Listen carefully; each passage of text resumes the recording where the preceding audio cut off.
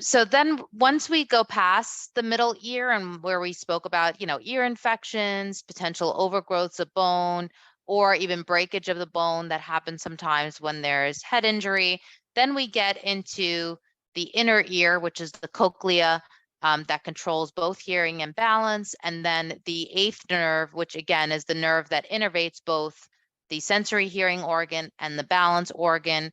And from that nerve, that'll go up all the way into the central auditory pathways of the brain, going to the temporal lobe where Heschel's gyrus sits, and that's where information gets processed. So when we're talking about hearing loss that's coming from the inner ear and the nerve, we know there are just so many causes for that. A lot of times it's genetic, individuals that are born with it. So even our bachelors, our bachelorettes, and those individuals looking for love, a lot of them did start out with genetic hearing loss, but other things like our golden bachelor, where maybe it's potentially an age-related thing, or like what we had, a sudden loss with no real cause for it. And just some of the other things related to inner ear and nerve hearing loss, there are a lot of medications that can potentially affect the hearing. So to be aware of different side effects of medications. We all know loud noise exposure. So music, loud music, concerts, working in environments with loud noise in terms of protecting the hearing, because like we said, you don't know how much you need it until eventually it's gone. And sometimes it happens gradually and you don't realize it until it's so significant that it's now impacting your quality of life. Exactly.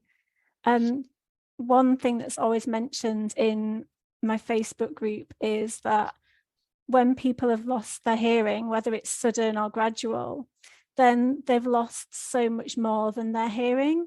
It's not just losing sound, but for some people it's losing confidence, it's losing connections, it's losing those things that you love. Sometimes it interferes with your social life. You lose a lot more than just hearing. Sure. And then we did speak about the anatomy and different causes for hearing loss just based on anatomical things or mechanical things.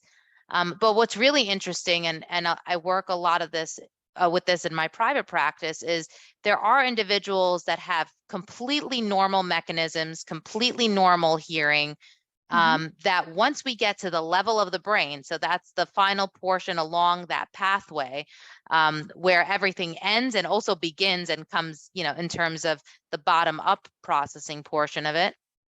And they have what we consider either an auditory processing challenge or a central type of hearing loss, where the deficit is actually not coming from any mechanism or any weakness in their anatomy, but actually in the functionalities and the processing at the level of the brain.